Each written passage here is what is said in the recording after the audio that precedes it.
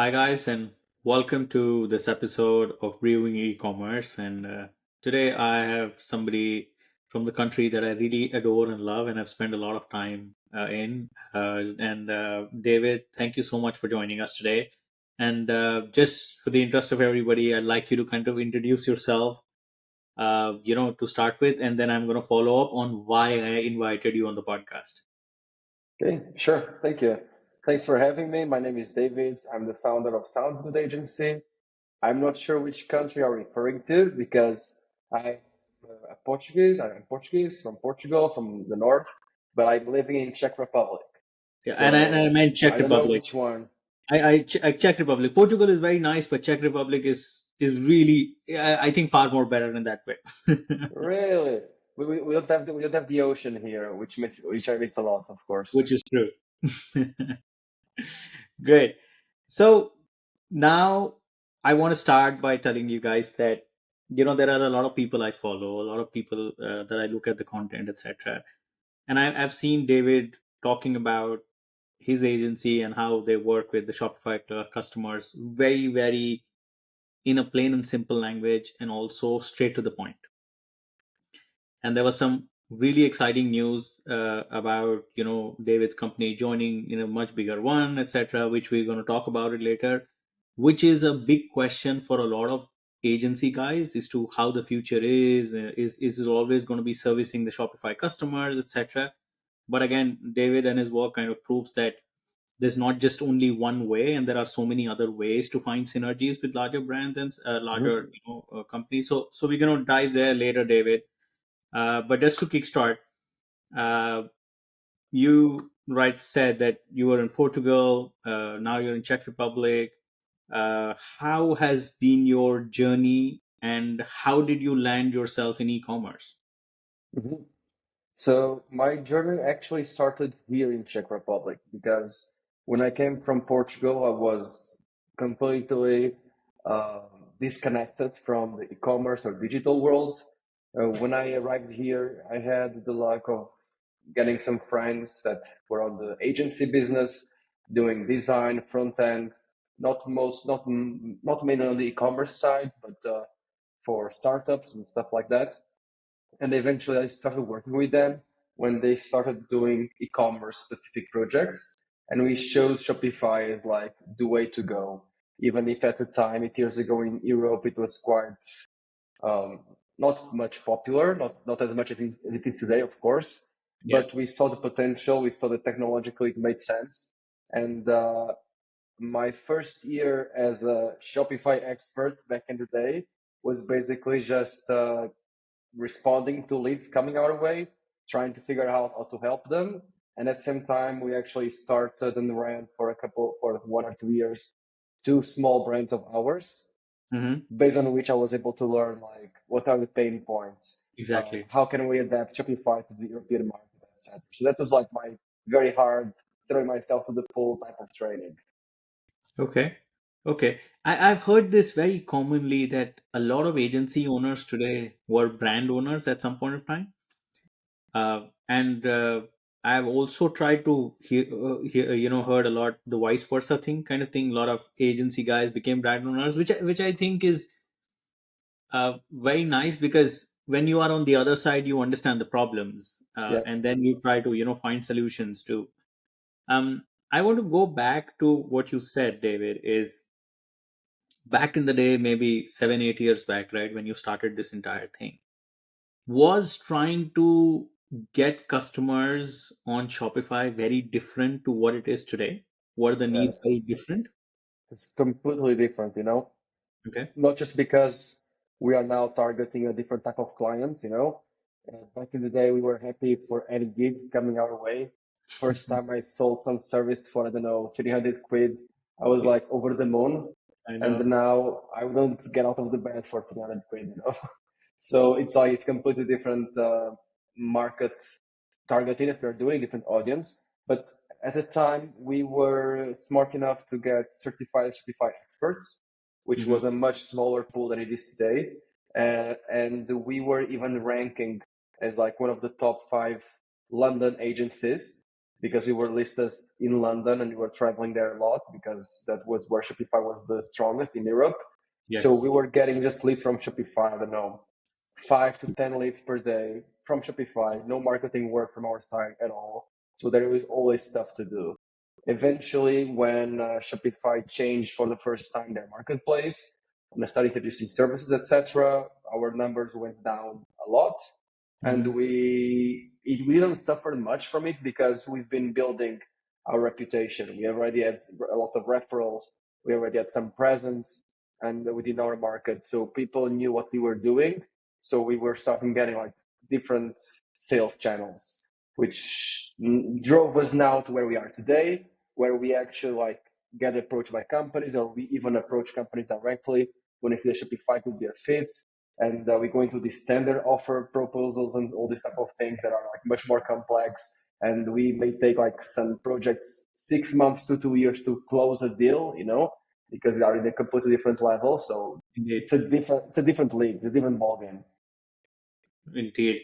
And the complexities have changed in the market. And the customer needs, customer journeys, and brands. There's just so much stuff, and I know also the agencies have grown a lot, right? So for to get one single client now, there are at least 10 agencies behind, Yeah. especially on the Shopify Advanced and Shopify Plus side of things.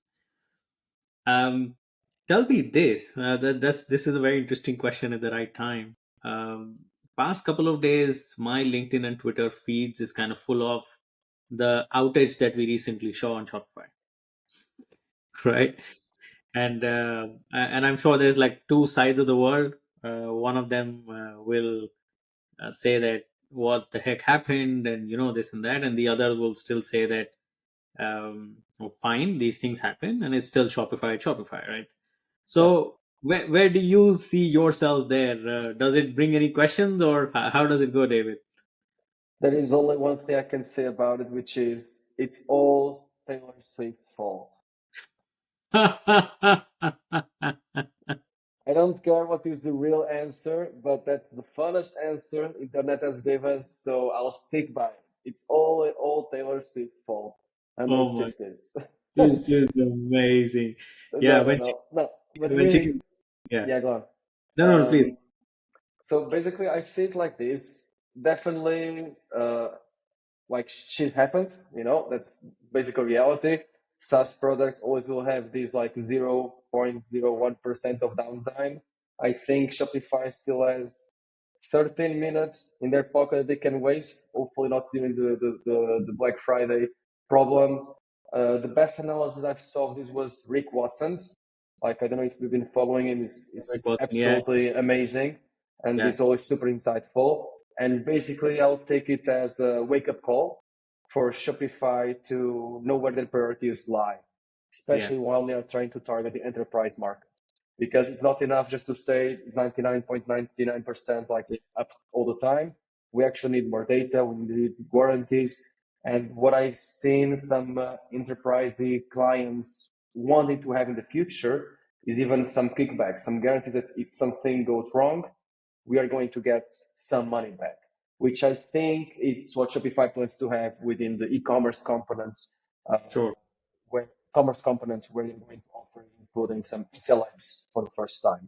So I think they are aware of it, and definitely this painful 40 minutes of like downtime is something that like as the leadership talking internally for sure. Yeah, yeah. I like the earlier answer better, David. When Taylor Swift can add to the GDP and create an earthquake, I think Shopify 14 minutes downtime is still a small thing to do, so it's all right. Yeah, yeah, definitely. Of course, in the end of the day, if you think, I don't know, of local European companies that are like doing millions and millions per year. They don't care what happens because of Taylor. They understand it maybe, but they can get nervous, especially if they switch to Shopify not long ago Yeah, or if they are considering. yeah, But overall, if they've been in the business for some time, they know that they could be like days out with a yeah, different solution. yeah. Absolutely, absolutely. Great. Now the hot topic is Black Friday, right? Everybody has been prepping that for the months now. It's that time of the year that everybody is waiting for. It's like absolutely like Christmas for the whole shopping guys. um I want your take on discounting. Okay? There is a lot of new thought process which is coming, saying, you know what, don't discount a lot. Make sure of your margins and stuff like that. What are your top tips to the brands when it comes to Black Friday strategy that they might be, preparing and going to execute soon? So that's what I call a loaded question, you know. So Yeah, many yeah, things to take your pick time. up Go from for there, it. you know. Go for So it. many things to pick up from there. So if I would have to go for the tips, I would say the two things I would say. Mm, One, think very well about your business model, your business plan, and your margins, so we know what you can afford to give away. mm, That's like in one sentence what you need to do so you can prepare your offers. And mm, second, communication, communication, communication. I don't mm. care if it is email, SMS, push Yeah, notification, smoke signals, but yeah, communicate with your audience. The audience that you've been building for the last 12 months, now it's time to leverage it. yeah. Well, very, very helpful. It is loaded, but you summarize it very nicely in terms of those bullets, right? That you need to kind of take care of. Um, I completely agree, because I was reading a report which said that different channels is where customer discovers a deal, which can be social media, can be email, can be again different push, can be affiliates and stuff like that. Mhm. So understand what channel works for you and then try and spend money accordingly. Don't just go Yeah, one or two channels. And second is, even as a solution of what we do, and everybody that is talking is, don't give discounts to everybody. Don't yeah, just give the same number to everybody. Do it on intent. Do it based on, are they purchasers. Because again, 90% of these guys who are coming to buy will never come back to your store again. yeah, yeah. There is something that the guys that do subscriptions generally know very well. They do this cohort or this group analysis, and they see how much percentage of their clients just buy once, twice, three. How long does it take for them to start churning? You know? So Yeah, based on that, they have usually very good analysis of what discounts to offer when. yeah, So they maybe know that after the fourth payment of a subscription, they know that most probably are going to drop. So they make a preemptive offer, you know, but they don't do mm, that offer too early or too late because they know it's going to be a waste of money.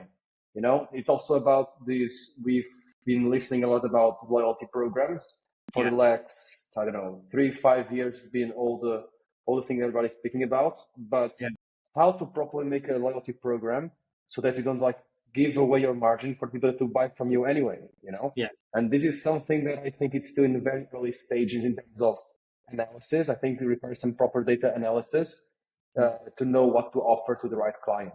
And last thing that I would say even on this, especially during this current economic crisis where people are really trying to like save their EBITDA, there is no cheap money to fund their ventures.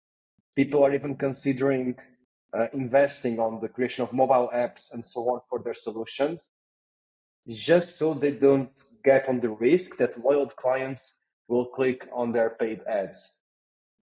mm, You mm, know, because the loyal clients often are also are like not so cheap for you because they right. are still clicking on the first paid result on Google, and you're not leveraging the fact they already have a relationship with them. Okay. Well, yeah, yeah, yeah. That's completely fair, and it requires that shift in the mindset to kind of do this. Be very data driven, and once you start doing that, then I think the results start showing in a while. It's not like magic wand, but I know kind of where you're coming from. But on the last part you said, attribution is again a big puzzle. Everybody talks about it. There are those expensive triple whales people use, and there are some people who kind of don't care about it, saying, okay, I'm getting the revenue, whatever, right? What's your take on attribution, David, and what is your best approach or strategy to measure this? Mhm. Yeah, I'm definitely not an attribution expert at all. That's like, I'll take it like a SEO. It's like a minefield with many different like opinions and approaches. But what I would say is that what we did 2 years ago for attribution will not work in 6 months, 1 year. You know, if you think about marketing, what's been happening for the last 50 years, we went from like a very broad approach to it, shouting Mm, to the world, radio, uh, print, press, etc. And hopefully somebody from our target audience will check it, will see it. mm, We mm, went then to ultra personalized advertising, which now mm, is becoming harder and harder to do through all the privacy policies that are coming into place, etc. And we are going back to what, for example, Gary Vee says a lot, building the brand, shout out from everywhere you can your message, but in a much more cost efficient way because you can do it on the digital market, not only on paid traditional media. But there will be the same way that there is like being a consolidation of commerce around this terminology of omnichannel. There will happen the same on marketing. That will not be as relevant if the purchase was completed on Facebook or because of a SEO result for some blog or because of a TV campaign that you launched, but you have to check it from a much more holistic perspective and make sure that all these touch points cooperate between each other yeah, in the most in the most efficient manner, so they don't so they don't overlap too much, so you don't advertise too much to the same person that already bought into your brand. So yeah, this is going to be more than attribution in the future. It's going to be a more like, how can we be in every single place we can and have the touch point being as relevant as possible to put the person forward in the funnel. And then I don't care, even if they buy my product in a local drugstore. You know what I mean? yeah, yeah, yeah. No, that's fair.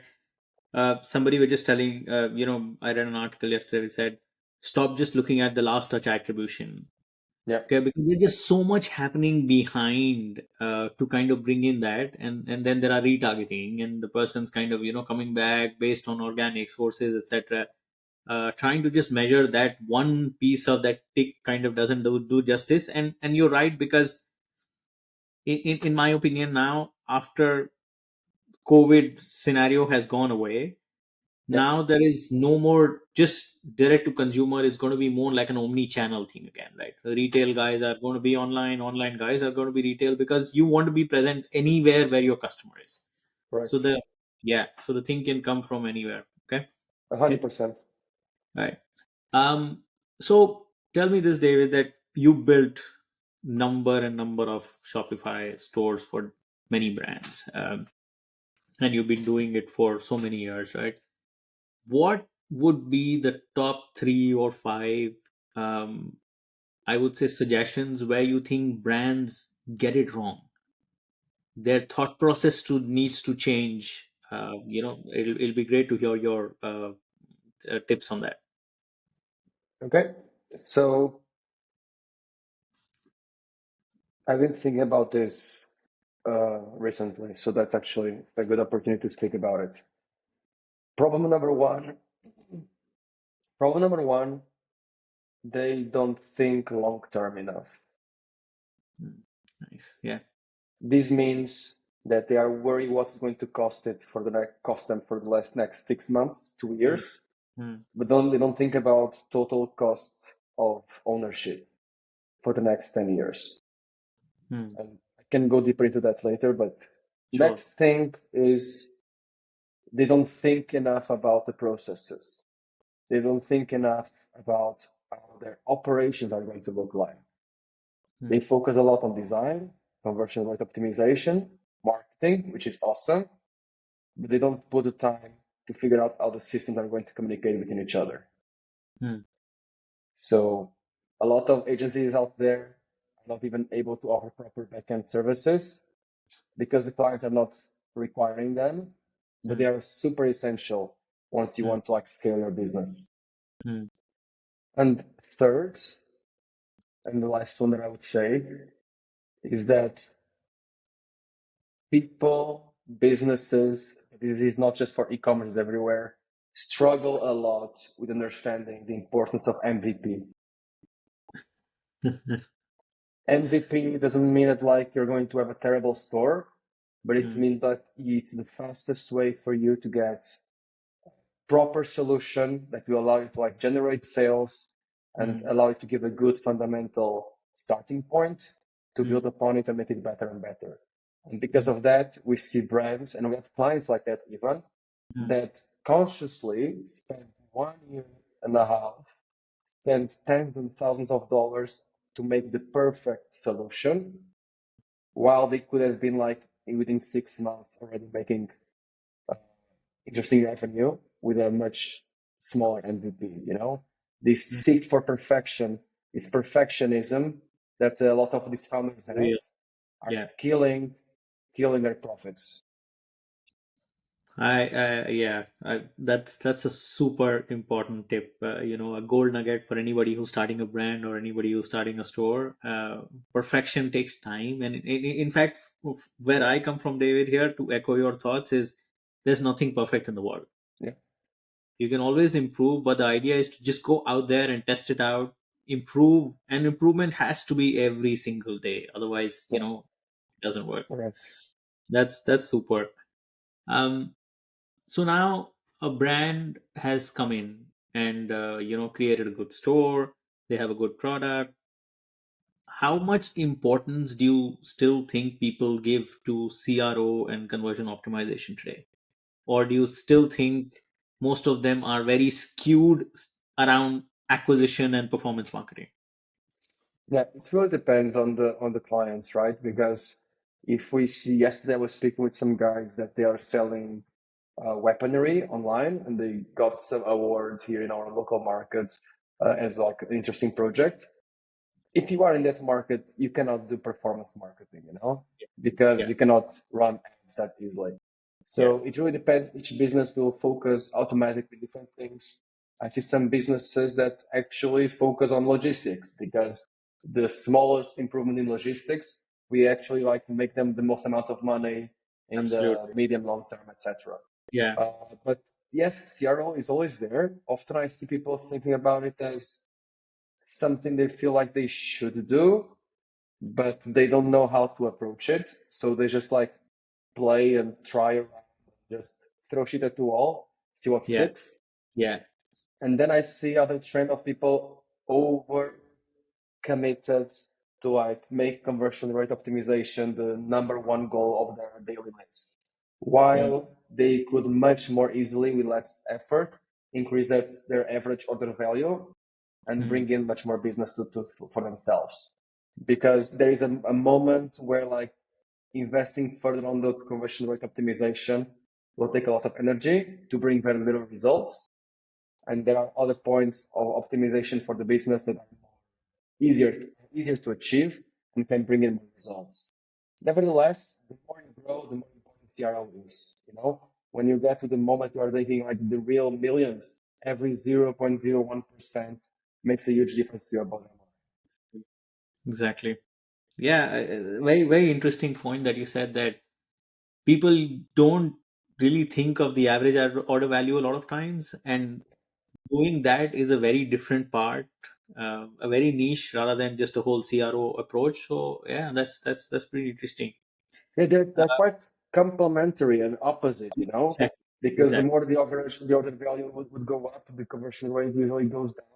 Yeah, But if you make the math right, you actually like are making more money. no, absolutely, absolutely. That's super. That's really interesting. Now tell me this, David, do you agree with this statement? 97% visitors coming to your website are not ready to buy.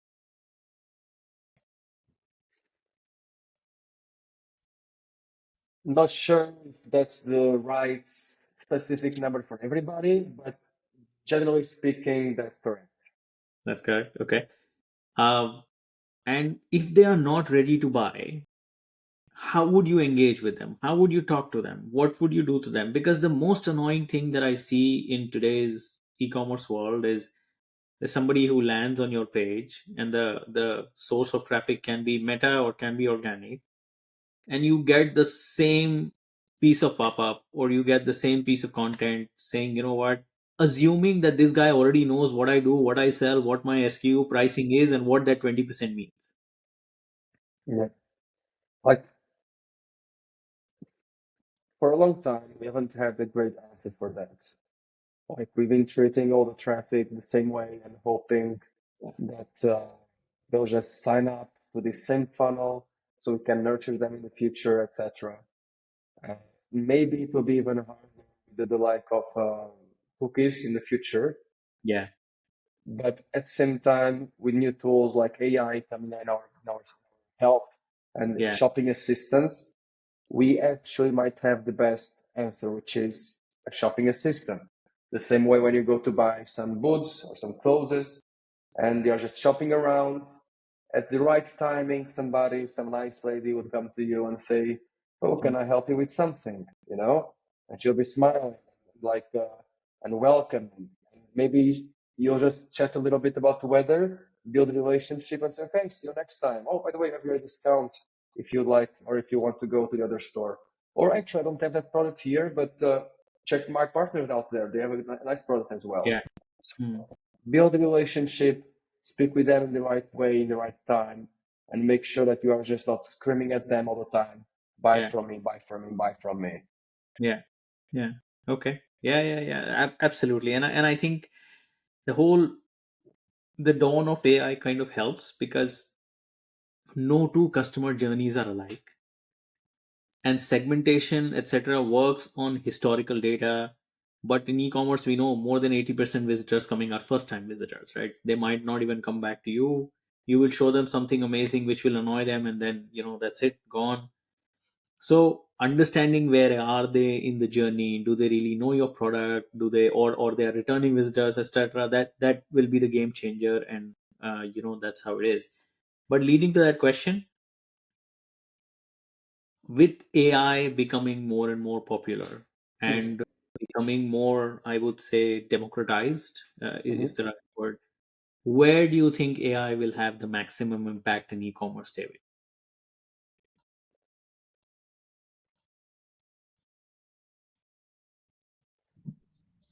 Thinking about it, because there are two fronts. Mm-hmm. One is like speed to delivery.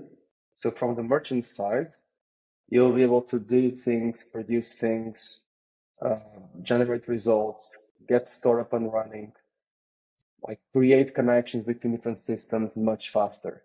So if before you needed 2 months to finish a specific project, if you use AI correctly, if you're deploying the right tools, you may do it in like 3 weeks. So that's a huge improvement on the efficiency of the teams working with the merchant in general. So that's a huge plus. And the quality will be higher as well.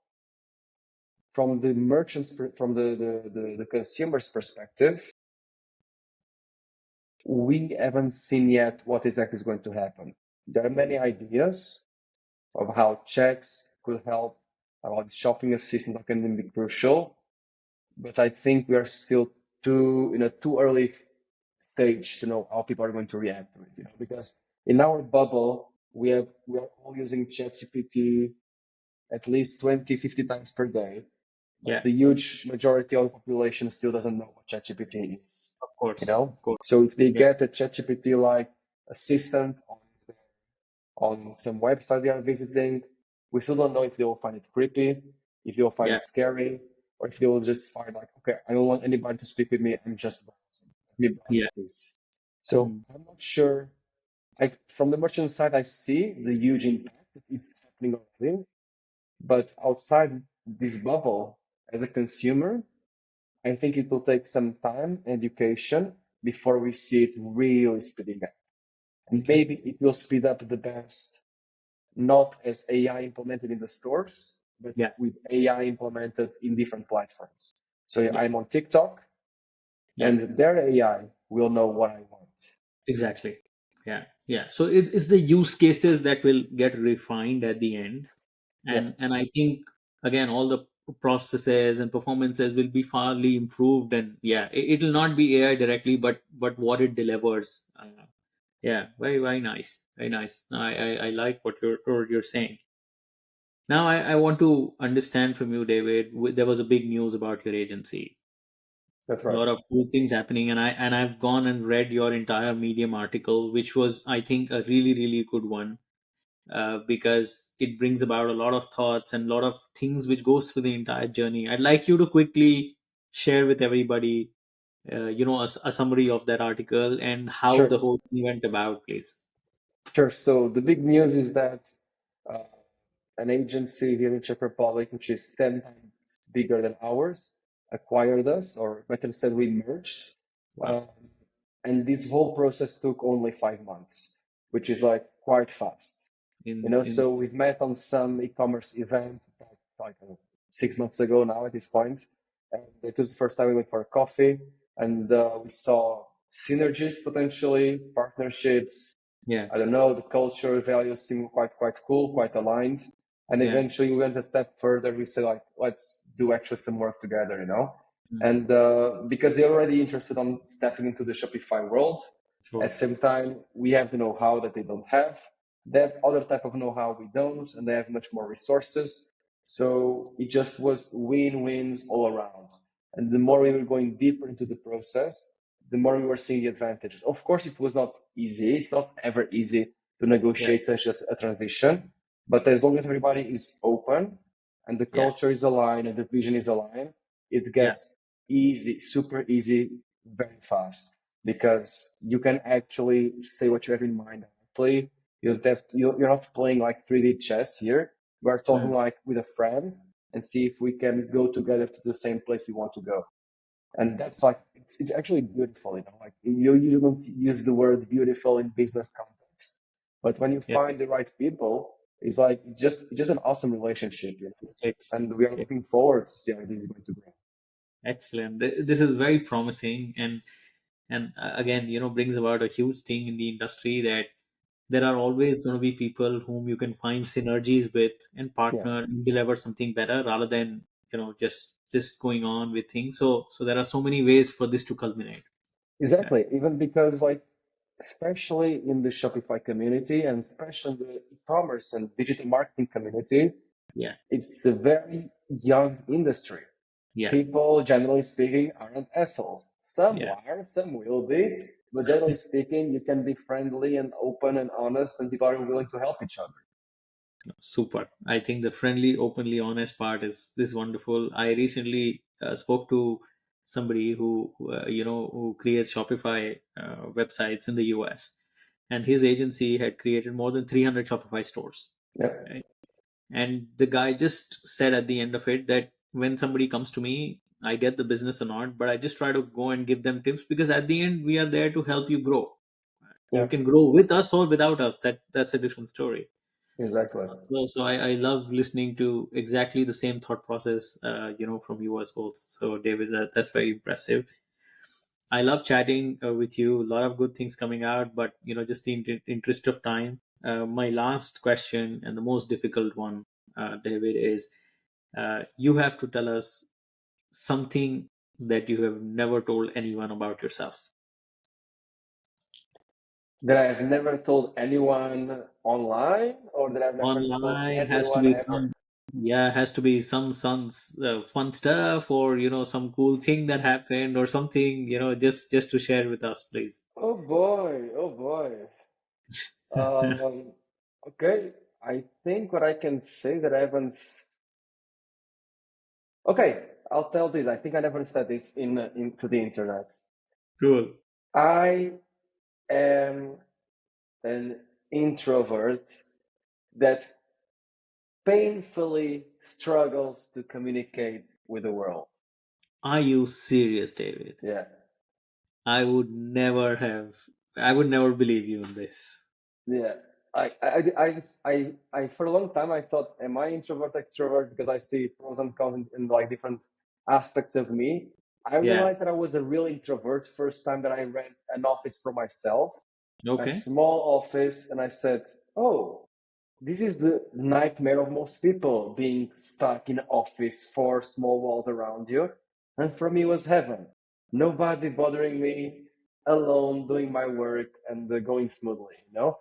And I realized that being alone gives me energy. Being with people like drains me, even if I can enjoy it, but drains. That's the definition of introvert, being introvert. So definitely yes. For me, it's more like a muscle that I've trained and I'm training, but I've had to start pushing myself to communicate. It doesn't come naturally at all.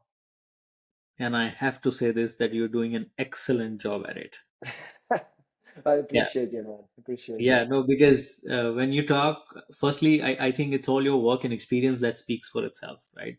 And I firmly believe the confidence comes from there. Yeah, So I can see that, and once you put that together with all your learnings and all the efforts that you're making, this conversation was like amazingly smooth, right? You don't I'm have to glad to hear pause, you that. that, and then yeah, that's what we are here for. Amazing learning, sharing from all the some experts like you that I know. And thank you so much, David. It was a great chat, and looking forward to having you again on Brewing e-commerce soon. 100%. Thank you so much, man.